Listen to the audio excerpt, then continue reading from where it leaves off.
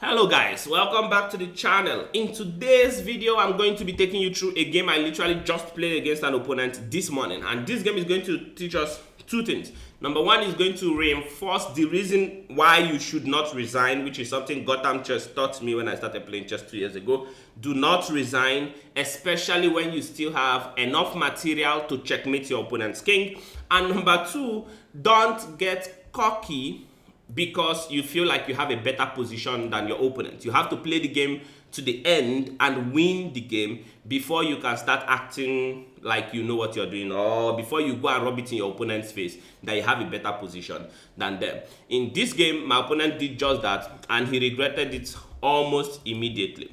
And I'm going to take you guys quickly through the game. So I started the game, opened the game with 1b3, the opening I'm most comfortable with, if you may know by now. And the game just proceeded.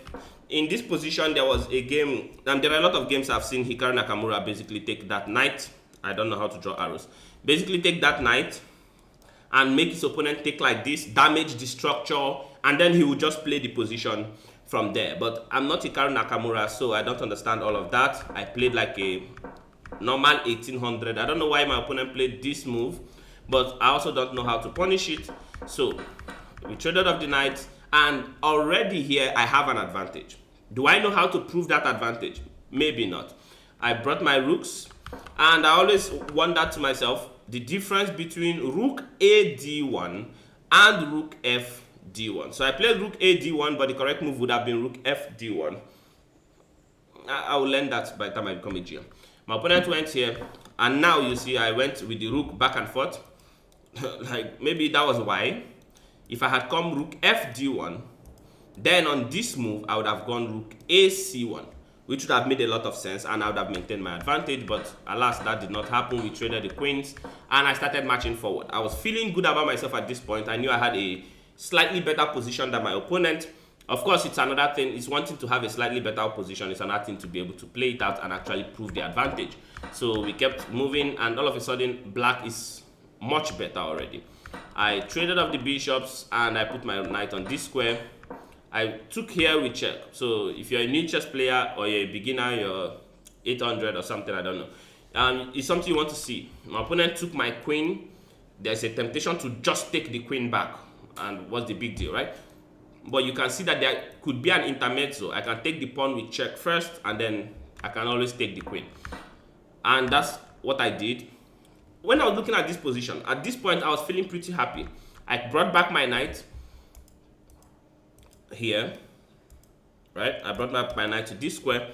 My opponent pushed this pawn, and now there is a clear path. I had this fork right here to win one of my opponent's rooks and just be up the exchange. I could have done that.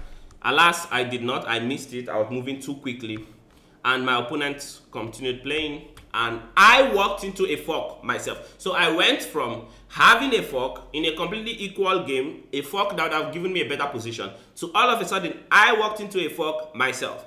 And now my opponent got a great knight move, amazing, won my rook. This was the point. At this point, my opponent went to the chat and sent me an interesting message. Sent me an emoji laughing and whatnot. And I was a little upset. Like, when you play chess, even if you have a better position than your opponent, you don't want to go to the chat to mock your opponent. If you've played on chess.com or even on Lichess, I guess, I don't know much about Lichess, but if you played on chess.com, you would notice that people tend to do it all the time. If they have a better position or they feel like they're winning, some people will go to the comment section and they'll try to taunt you a little bit. Sometimes it's funny, but other times it's a little annoying. So this was one of those annoying times because I was upset, especially because I was trying to get my rating up, so I wasn't happy to lose, right? Anyways, we played like this. I knew I didn't have a choice. I mean, even if I went here, my opponent would just go here and collect the pawn. So I gave up on that. And then I got this check. My opponent went to this square, and this was the critical position. In some other games, Kennedy would just resign. Like, if I get to this position with my opponent on some days, I would just resign the position because this a pawn is a decisive advantage, right? This pawn is just going to march down the board and become a queen. There's nobody that can stop that pawn. But I realized that my opponent's king is quite iffy over here. If you notice, the king is iffy, and potentially I could threaten to checkmate my opponent's king, and that's what I went for. I took the pawn, my opponent put the king here, he gave me a check, I ran with my king, and then I had this move, this very great move. I started creating the mating net, if my opponent would allow me. My opponent went here, and I made a mistake, blundering the whole game away by going king g3. My opponent went check, I came back, my opponent just pushed the pawn. Of course, now he's going to queen with a check, and I'll be toast, right? I took the rook, what else can I do? He checked, I went here, he checked here, apparently that's the wrong check, I went here, and then finally my opponent blundered the game away. I was very happy to see this move.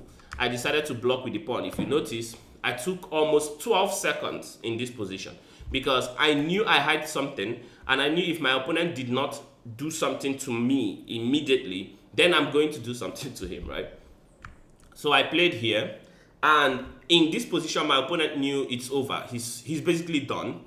And I was looking at all my possible moves. I had knight to g7 to checkmate my opponent. I don't know. I was just wondering how he could get out of this position without losing a lot of material, and I couldn't see how he would do it. Ultimately, my opponent took about almost 20 seconds and decided to offer me the rook. And this brings us to another lesson. When your opponent offers you a free piece, it's usually because they are trying to get out of a bad position. So you don't want to collect the piece, especially if you have something better. In this position, I had mate in 2, right? I can just end the game. If I take the rook, then I might not win the game. The game may end in a draw. Unfortunately, though, for my opponent, the position is so bad that even if I take the rook, I would still be winning. Like if I take this rook here, I'm still completely winning because I have 1, 2, 3, 4 pawns, and a knight and a rook. My opponent only has a queen and 2 pawns. So the king is still in trouble. If my opponent takes the queen, the rook, then I'll just take, and he's just toast, right? So in this position, I decided to not take the rook. Instead, I played the most accurate move in the position, which was pawn g5, check, and my opponent's miserable king had to walk up the board, and I delivered the checkmate on g7 with the knight. Again, don't get cocky because you have a better position than your opponent. You have to keep the focus. Be like our youngest World Championship opponent, challenger Gukesh, and keep the focus. Stay stoic until you get to the end of the game, win the game, and then you can celebrate. But even then, you don't want to rub it in your opponent's face just because you have a better position. So that was the game. You guys, if you're here for the first time, which is almost all of you, make sure you give a subscription, follow, share this video, and teach someone else something about chess. I'll see you guys in the next video. Bye-bye.